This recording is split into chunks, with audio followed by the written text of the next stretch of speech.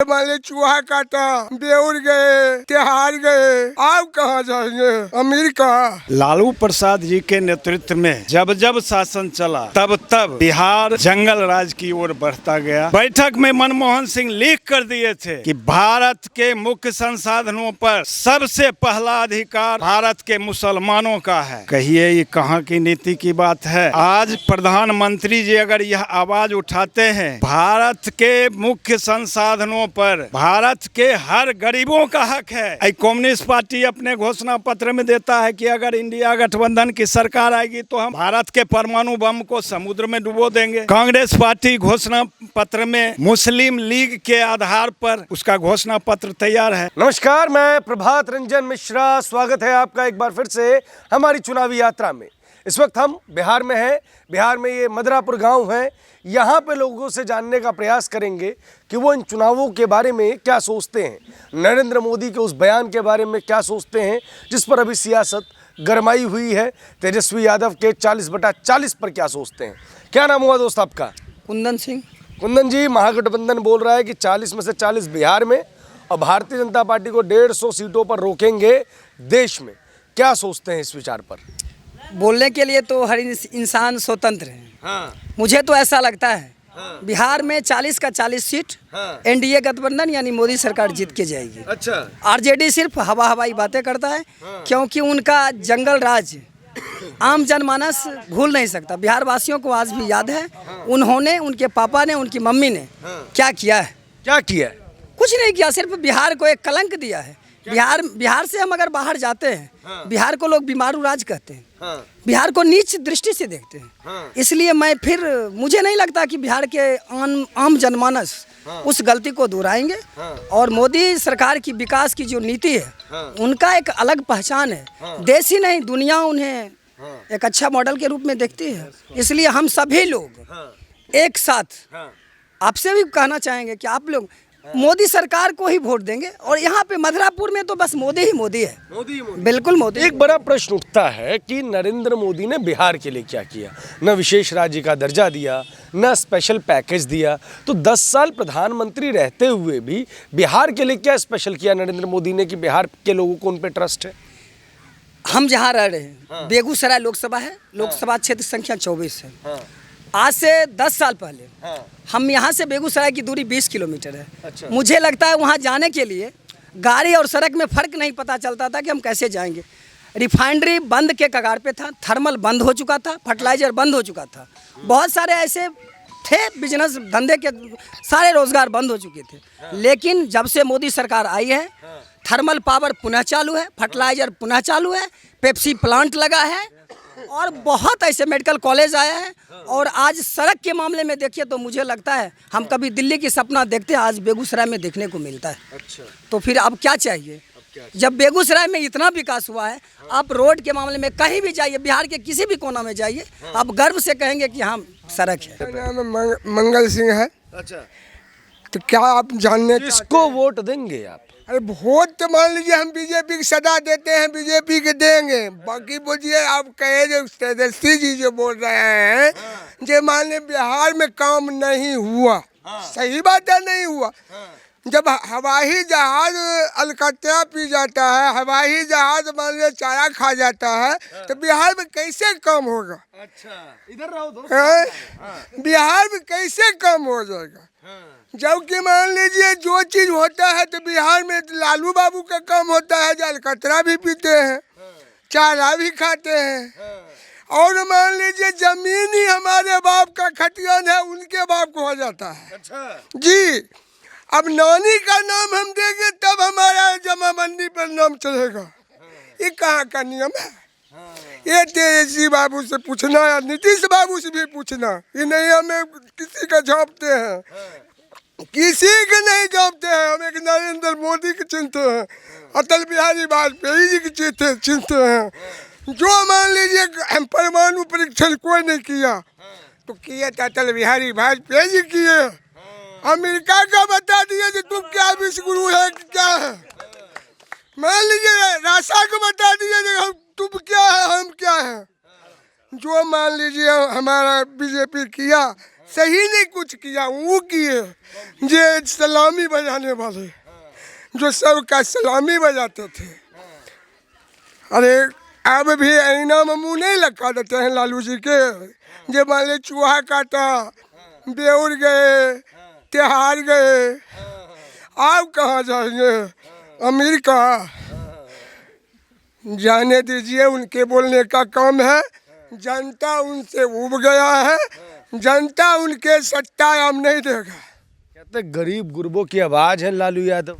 गरीब गुरबों की लखा नहीं देता है, जो बेटी हो उसको सांसद बनता है, जमाए उनको सांसद बनता है, मान लीजिए हम बेटा उनके सांसद बनता है। यदि गरीब का लखा नहीं देखे, वो गरीब का रोटी दिए हैं, उनको भी तो सरकार बिहार में रहा, कितना नौकरी दिए, के हजार का के करोड़ को बताएंगे न, जो जमीन पर हम इतना काम किए, क्या किडनैप बने किए, रंगबाज बने पाले, ये उनका काम था।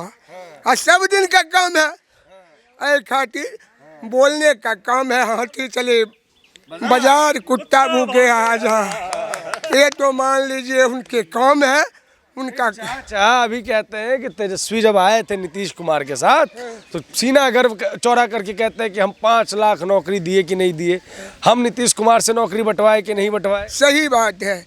बिहार में 5 लाख आबादी है, युवा है, क्यों तो एक को युवा बिगड़ नौकरी की नहीं है, आत्महत्या नहीं कर रहा है।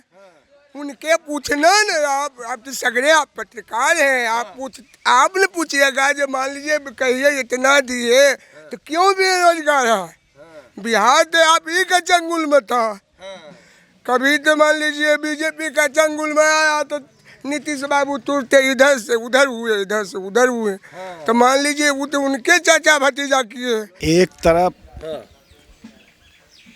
केंद्र में भारतीय जनता पार्टी की सरकार है श्री नरेंद्र मोदी जी के नेतृत्व में, और दूसरी तरफ ये विपक्ष, टोटल विपक्ष जो है, इसका गठबंधन एक तरफ। क्यों?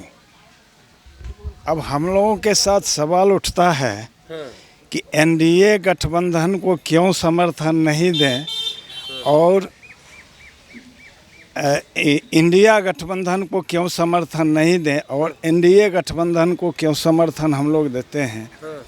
इसके पीछे जो सवाल उठता है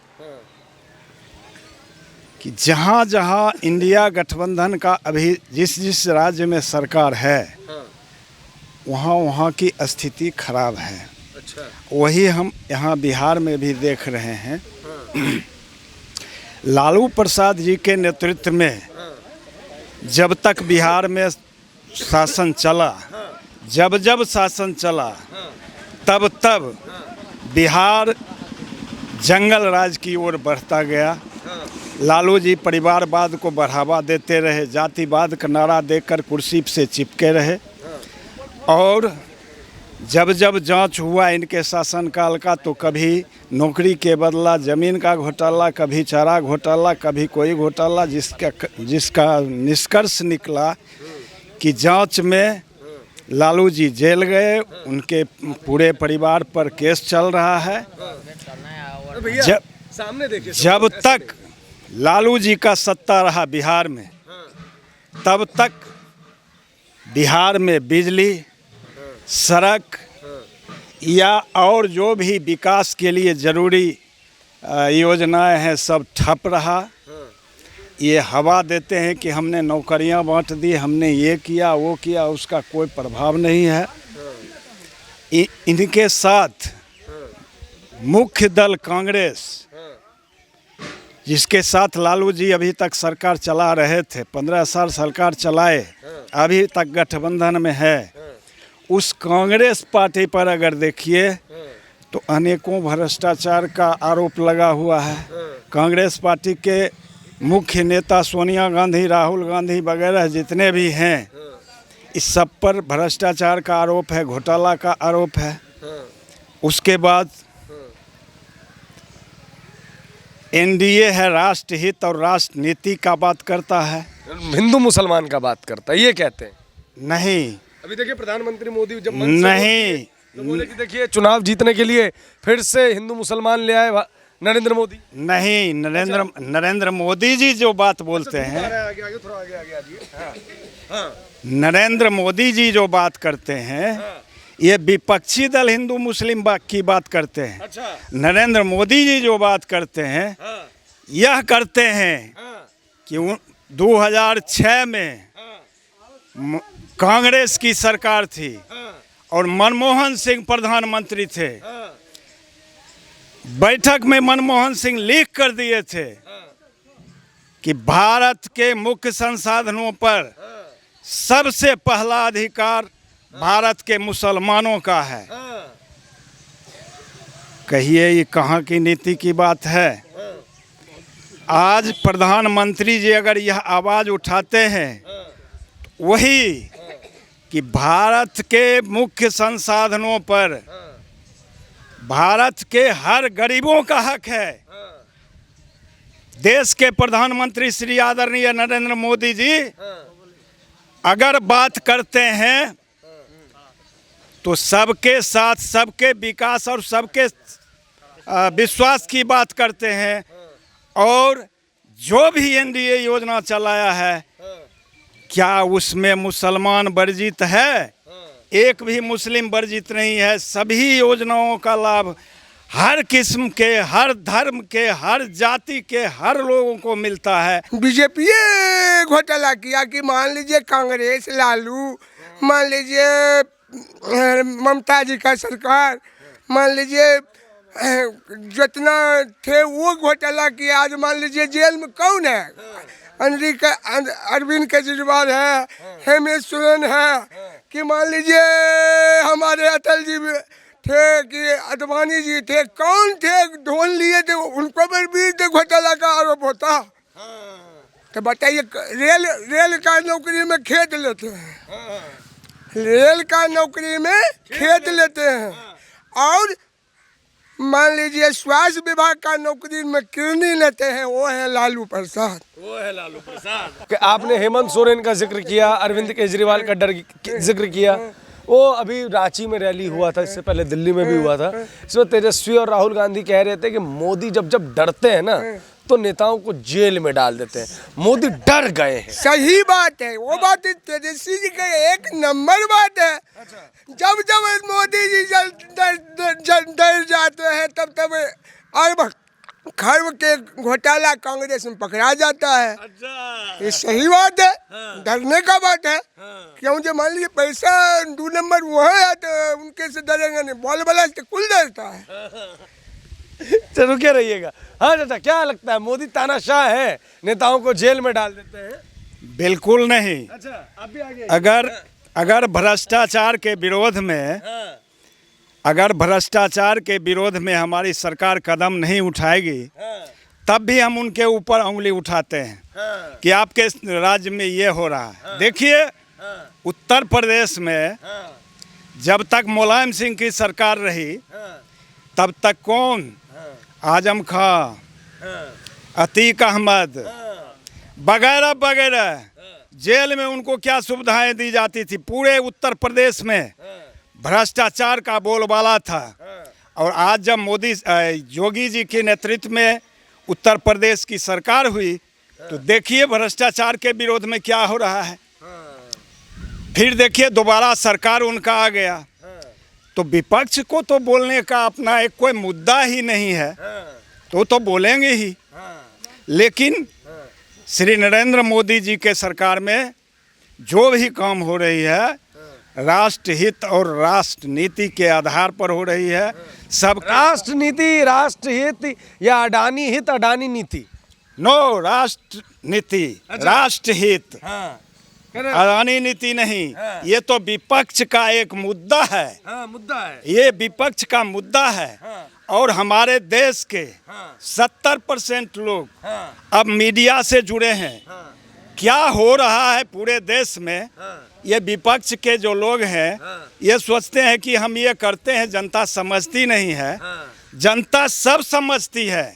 आज घर घर में यह आवाज जा रहा है कि इंडिया गठबंधन में जो दल अभी शामिल है, इनमें देखिए कम्युनिस्ट पार्टी के घोषणा पत्र में है कि अगर इंडिया गठबंधन की सरकार आ जाएगी तो हम भारत के प्रमुख सामर्थ्य या संप्रभुता की जो बात कहते हैं, परमाणु बम हम बनाए हैं तो हमारा विश्व में एक पहचान है। कम्युनिस्ट पार्टी अपने घोषणा पत्र में देता है कि अगर इंडिया गठबंधन की सरकार आएगी तो हम भारत के परमाणु बम को समुद्र में डुबो देंगे। कांग्रेस पार्टी घोषणा पत्र में मुस्लिम लीग के आधार पर उसका घोषणा पत्र तैयार है।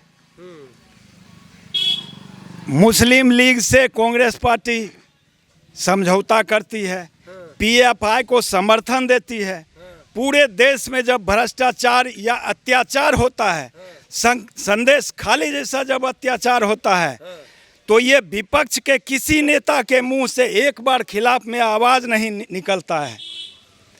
लेकिन जब एनडीए के सरकार श्री नरेंद्र मोदी जी के नेतृत्व में देश में अगर कोई विकास की काम होती है, अगर भारत के हिंदुओं का मुख्य आस्था राम मंदिर जैसा अगर मुद्दा बनता है, राम मंदिर अगर बनता है, तो विपक्ष के लोग उस पर भी सवाल उठाते हैं। और भारत की जनता ये सब देख रही है, समझ रही है, ये लोग मूर्ख बनाना चाहते हैं। यही कारण है कि आज पूरे देश में आदरणीय प्रधानमंत्री श्री नरेंद्र मोदी जी के पक्ष में हवा बह रही है।